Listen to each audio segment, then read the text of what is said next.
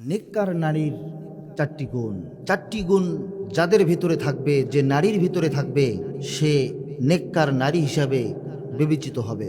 এক নম্বর হলো, স্বামী যদি তার দিকে তাকায় তাহলে তার স্বামীকে সে আনন্দ দেবে।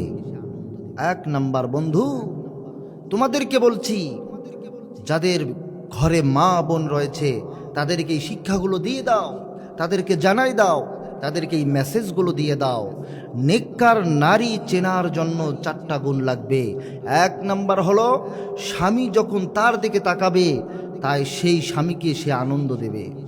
এমনকি সব কাজ শেষ করে যখন স্বামী বাসার মধ্যে আসবে, আসার সঙ্গে সঙ্গে স্ত্রী স্বামীকে দেখে সাজগুজ করে তার সাথে যাবে, তার সামনে যাবে, তাকে আনন্দ দেওয়ার চেষ্টা করবে।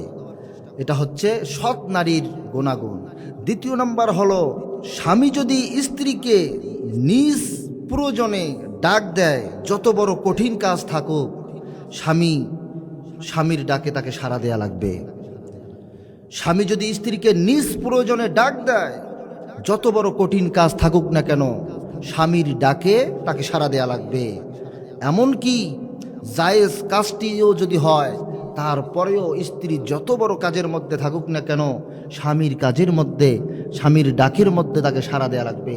এটি হচ্ছে আল্লাহ তাআলার বিধান অনুযায়ী, রসুলের বিধান অনুযায়ী প্রত্যেকটা সৎ নারীর দ্বিতীয় নম্বর গুণাবলী।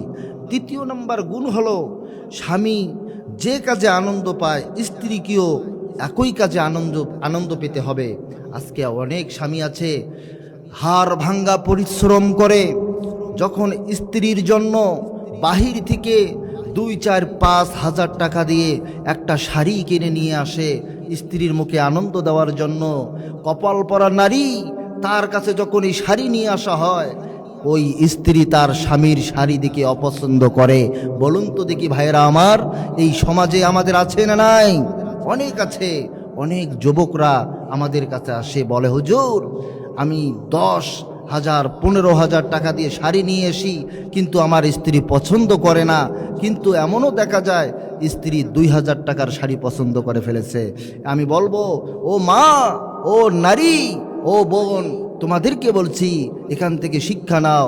স্বামী হাড় ভাঙ্গা পরিশ্রম করে তোমাদের জন্য 2,000 টাকা হোক আর 4,000 টাকা হোক, যে টাকা দিয়েই শাড়ি নিয়ে আসুক না কেন, তোমাদের জন্য পণ্য নিয়ে আসুক না কেন, তোমরা নির্দ্বিধায় তোমরা এটাকে গ্রহণ করো, তোমরা এটাকে পছন্দ করো। তাহলে স্বামী আনন্দ পাবে, স্ত্রীর মধ্যে ভালোবাসা পয়দা হয়ে যাবে, আর স্বামী স্ত্রীর মধ্যে কখনো মনমালিন্য হবে না ইনশাআল্লাহ। 4 নম্বর হলো, বাংলাদেশে আমরা যারা স্বামী আছি প্রত্যেকে চায় মা বাবার সাথে থাকার জন্য। কথা বলেন ঠিক কিনা? 90% পুত্রবধূ চায় না শ্বশুর শাশুড়ি একসাথে থাক। কথা বলেন ঠিক কিনা? 90% ঘরে আমরা যদি তালাশ করি, যে ছেলেরা চায় যে মা বাবাকে সঙ্গে নিয়ে খাবে, কিন্তু স্ত্রীরা কখনো এটা গ্রহণ করে না, মা বাবাকে সহ্যই করতে পারে না।